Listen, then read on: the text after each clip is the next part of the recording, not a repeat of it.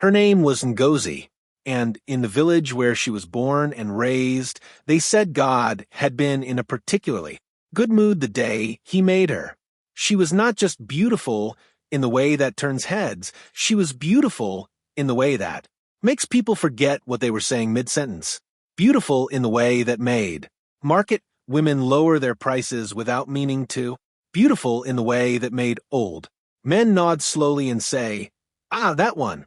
That one is trouble." But Ngozi was not trouble. She was kind. She was hardworking. She woke before the sun and returned home after it.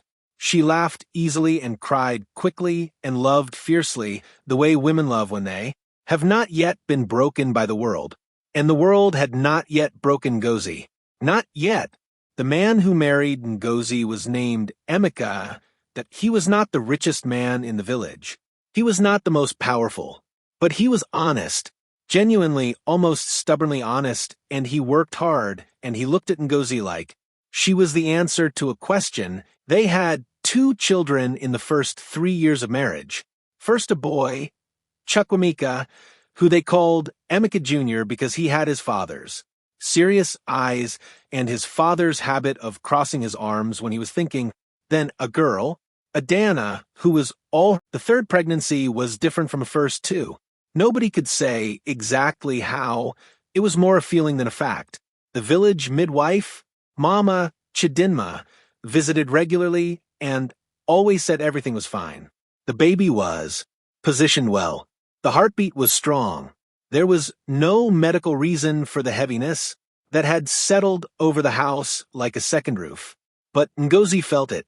She started waking in the middle of the night for no reason, sitting up in the dark, listening to the silence. She started finishing Emeka's sentences, not in the playful way she used to, but in a distracted way, as if her mind was partly somewhere else, processing something she could not name. She told her sister once, quietly, during a visit, "I feel like I am standing at the edge of something, like the ground is about to shift under my feet, but when I look down, the ground is perfectly still." Her sister laughed it off. "It is the pregnancy. It makes women think too much. Eat more pepper soup."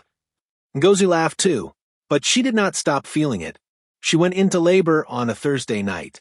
The elders will tell you that Thursday night, in that season, is when the boundary between the living world and the other one grows thin. Not dangerously. They mourned for 7 days. The village came, because that is what villages do. They brought food and sat in the compound and told stories about Ngozi and cried and laughed at the memories and cried.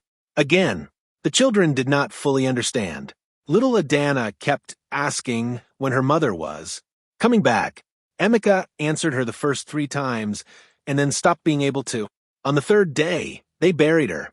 The cemetery was on the edge of the village behind the church, enclosed by an old iron fence whose gate creaked in a way that sounded on quiet nights disturbingly like a voice. They laid her in the red earth. They covered her with white. They sang. They prayed. They went home. And the cemetery went quiet in the way that only cemeteries can, a silence that is not simply the absence of sound, but the presence of something else entirely. What happened in that cemetery on the night of Ngozi's burial, no living person witnessed, but the elders know, because there are those who can read the signs left behind the disturbed earth, the arrangement of the palm fronds, the way the gate was found open in the morning though it had been locked the night before, and because many years later Ngozi herself would tell someone what happened there. This is what happened. At the deepest part of the night, the hollow hour when the living world sleeps and the other world wakes, the dead of that cemetery rose. Not in the way of horror stories, not clawing and screaming. They simply rose. They emerged from the earth the way smoke rises from ash, slowly, naturally, inevitably. They gathered among their headstones, and they existed in the way that the dead exist in that. She walked through the rest of the night. She did not feel tired. She did not feel cold. She felt the way water feels when it is moving, purposeful, inevitable, not quite of the ground it moves over. By the time the sun rose, she was far, far enough that the pull of her village, the tug of her children's breathing, of Emika's grief, of the house that still smelled like her cooking, faded to something bearable. Still there, always there, but bearable. The town she arrived in was called Asaba.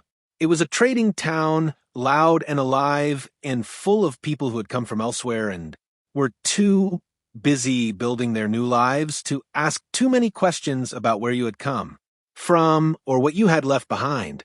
Ngozi stood at the entrance of the main market and looked at it all, and somewhere deep inside